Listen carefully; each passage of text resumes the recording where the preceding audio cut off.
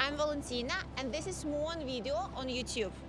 Now today we'll be looking at the Panasonic Lumix S5 and the 5.9K RAW capability on this camera. So now with all that out of the way, let's get started.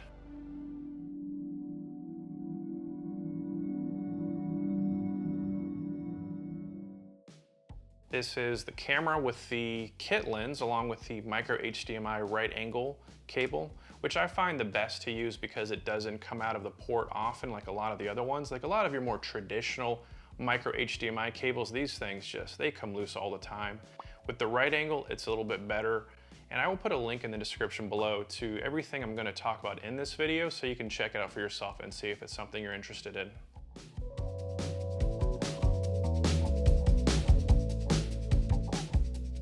Then as far as batteries go, I get this question a lot from people who see this blue battery on the rig and they're like, what is that? What is that about? Well, it's the FX Land Nano 1. So I was turned on to this battery by another YouTuber, Daryl Carey. It's, extraordinarily light compared to alternatives on the market. And I get about 5 to 6 hours of continuous filming with just the Ninja 5. You've got a bunch of ports here. You can charge a phone, you can charge your laptop even with a USB-C. It's got full-size USB as well. And then you've got your D-tap on the side here. Now the conversion plate I used to put this on the Ninja 5 is also made by FX Line. Basically it converts this interlocking system with the external recorder itself. Very easy system to work with. And one thing I forgot was memory. So, these are, everyone knows about these that has a Ninja system, I'm assuming, but this is the Atom X Angel Bird. I use the 2 terabyte because I go through these things like crazy.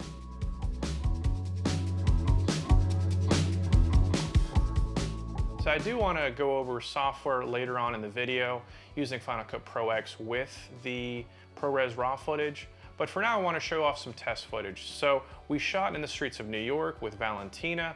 I used the DJI Zhiyun Crane 2 to stabilize shots. It was a nice day outside, and I was able to use the 20 to 60 f3.5 to 5.6, and you can take a look at the footage here. Check it out.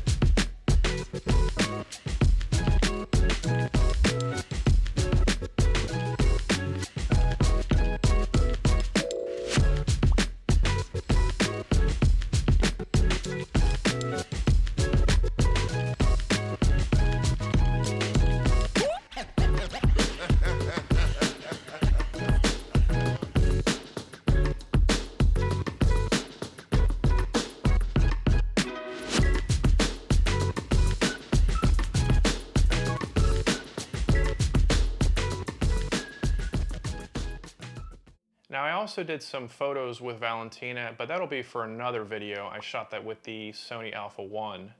So moving on to software.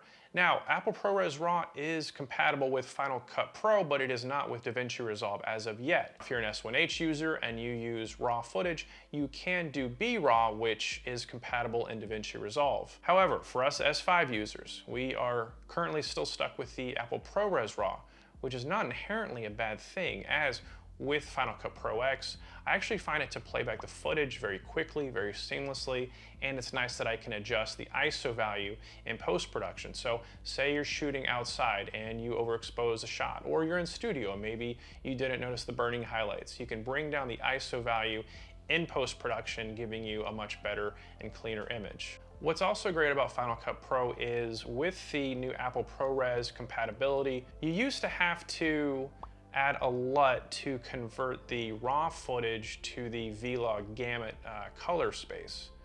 Now with Final Cut Pro X, they've actually removed that step where you can simply just have the footage already ready to go if you wanted to add in a LUT. So all you do is you go to the inspector menu and you'll see down here you have all your options.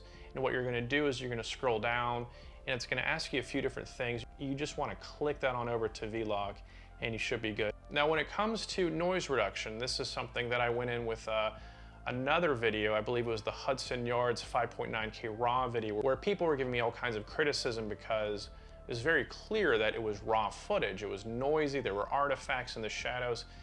And as I was explaining in that video, raw footage is raw, meaning that there is no noise reduction. So with that being said, I wanted to add that noise reduction in post-production this time just to give you a better idea about what that looks like and what you can accomplish with such a small, relatively inexpensive setup.